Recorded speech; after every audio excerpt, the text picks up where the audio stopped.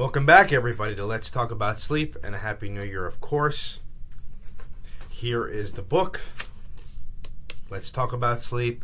Working on the second one. Not called Let's Talk About Sleep, but I'm working on the second book, so keep an eye out for that. As we get closer to 1,000 subscribers, once we get there, a lucky viewer at random will get a signed copy of that book, so keep your eyes out for that. I gotta be in it to win it, so please subscribe to the channel. Please share this with your friends and family, and please interact, because once a month I will do a question and answer video, so keep your eyes open for that. So, as we head into the new year, 2022, I thought it'd be good to talk about two medications, both in this video and the next video, that are actually very, very common.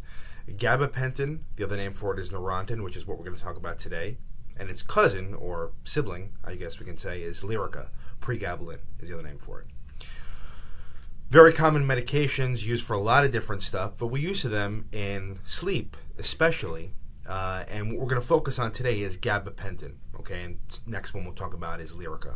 All right, gabapentin, G-A-B-A-P-E-N-T-I-N.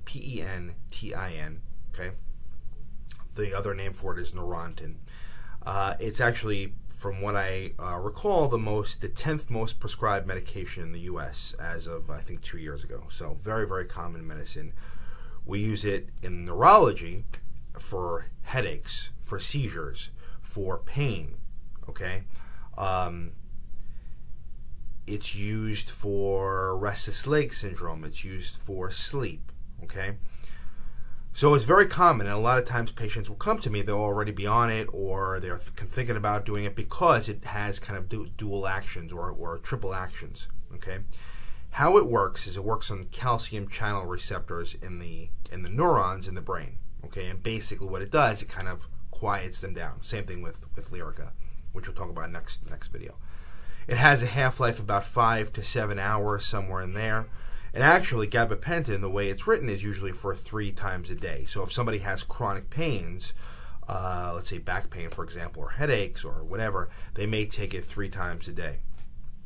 In the sleep world, we use it at nighttime because it's helpful for 2 reasons. One is it's a pretty safe medicine. I mean, people are probably going to disagree with me, but it is a pretty safe medicine.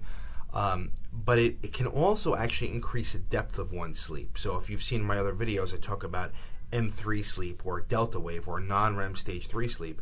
Gabapentin has actually some data showing that it can improve or increase the amount of that, so that's a good thing. The second thing is if somebody does have leg movements, right, so restless leg syndrome or periodic leg movements asleep, gabapentin can help quiet those down. Okay, and it's not really an addictive medicine the way that some of these other medications like Ambien, for example, may be, or certainly some of the benzodiazepines like Klonopin or Xanax. All right, it's excreted through the kidneys. Okay, so if somebody does have a problem with their kidneys or renal function impairment, you have to be careful with it. Like I said, it's a 3-time-a-day medication. That's usually in for other reasons besides sleep, obviously. But in the sleep world, I usually start off with 100 milligrams, which is a very, very small dose, and I go up from there. Okay, usually what I write it for is 100 milligrams, 1 to 3 pills before bedtime. So start off with 1, see how it goes for you, go up to 2. If that doesn't do it, then go up to 3, and then we go from there. I mean, there are people up to doses of 3,600 milligrams per day. Not at one time, but spaced out across 3 doses. So 1 to 300 milligrams is really very, very, very small. But because it's pretty safe, and because it's not really addictive, it's a pretty good medication to use as opposed to some of the other kind of classic medicines. So gabapentin's been around since the 90s, and there's a lot of bad things written about it. Certainly it can cause dizziness. Like I said, if there's any kidney function, you got to be careful with that. It can make sleep apnea a little bit worse. But for the most part, though, it's a pretty benign medicine and is useful in that regard. So, yeah, so dizziness, weight gain, it's known to do, you know, again, at higher doses. Sedation, obviously, which is why it's a good sleeping pill. But it's, a lot of times, it's kind of what I'll go to, especially if somebody has leg problems and insomnia.